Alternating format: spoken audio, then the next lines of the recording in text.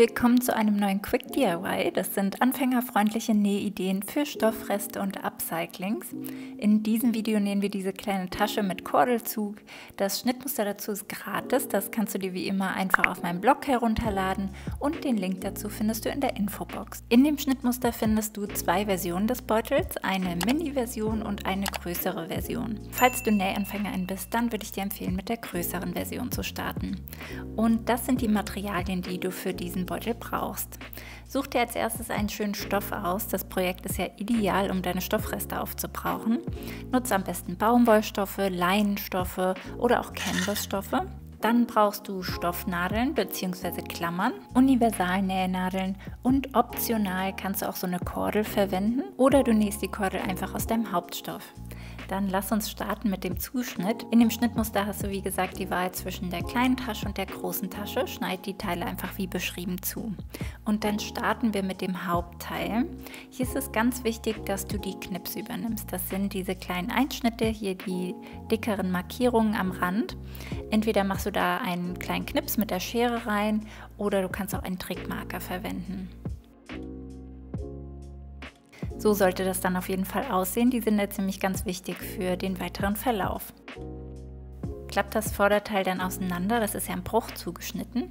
Und jetzt werde ich die langen Seiten mit einem Zickzackstich abnähen. Das kannst du theoretisch auch mit deiner Overlock machen, aber weil das ein Anfängernähprojekt ist und auch ein Quick DIY, nähe ich ja alles mit der Nähmaschine, denn die Overlock ist nicht notwendig, aber nice to have. Hier siehst du, habe ich alles abgenäht. Jetzt kann ich leider meinen Knips nicht mehr durchsehen. Im besten Fall solltest du den eigentlich noch durchsehen können. Deshalb übernehme ich den jetzt hier nochmal ganz kurz mit so einem Trickmarker. Denn das ist einfach super wichtig, damit gleich alles genau wird.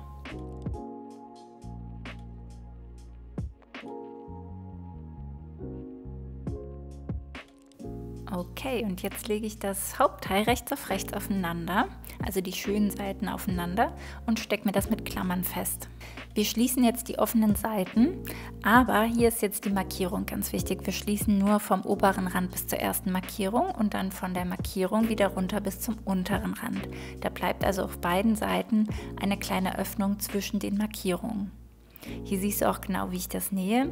Ich starte, indem ich meine Naht verriegle und auch stoppe und verriegle und dann setze ich eben erneut an, verriegle meine Naht und so weiter. So sieht das jetzt aus. Wir haben also schon einen kleinen Beutel und die Nahtzugabe von der Naht, die bügele ich jetzt auseinander.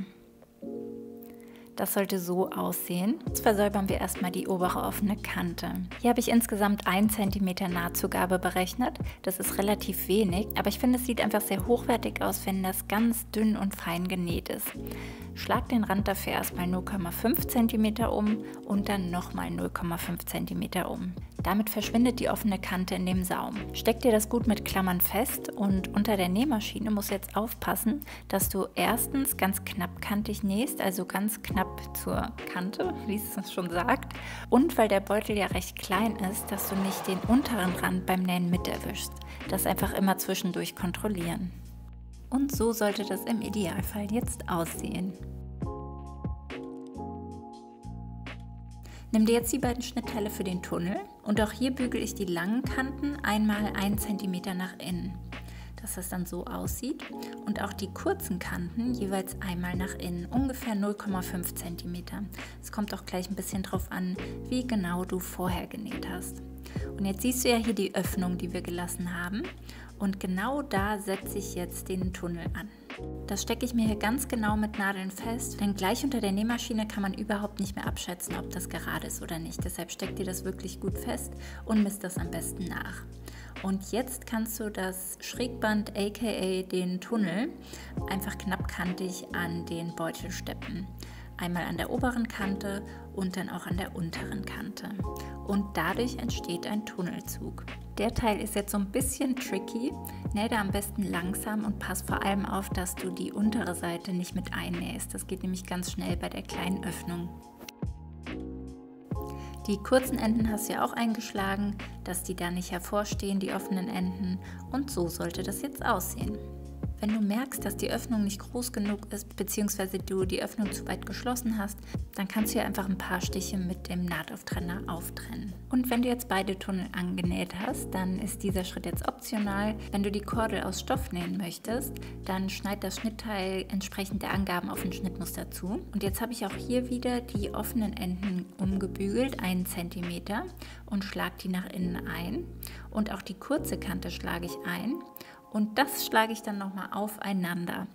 Und das kannst du von außen auch wieder ganz knappkantig absteppen und hast damit eine Kordel aus Stoff. Alternativ kannst du aber auch jede andere Kordel deiner Wahl nehmen. Und jetzt nehme ich meine Sicherheitsnadel und führe damit die Kordel durch den Tunnelzug. Achtung, ich habe hier einen Fehler gemacht, das ist mir leider erst im Nachhinein aufgefallen. Du musst den Beutel natürlich auf rechts drehen und dann die Kordel durchführen. Ich habe mir einfach unnötig Arbeit gemacht. Also dreh das am besten auf rechts und dann führst du die Kordel aber genauso durch, wie du das hier siehst. Einmal die Kordel von links herumziehen und dann nochmal von rechts die andere. Und damit kannst du dann den Beutel immer zusammenziehen und aufmachen. Die Enden der Kordel würde ich nochmal verknoten, damit das nicht aus Versehen rausrutscht.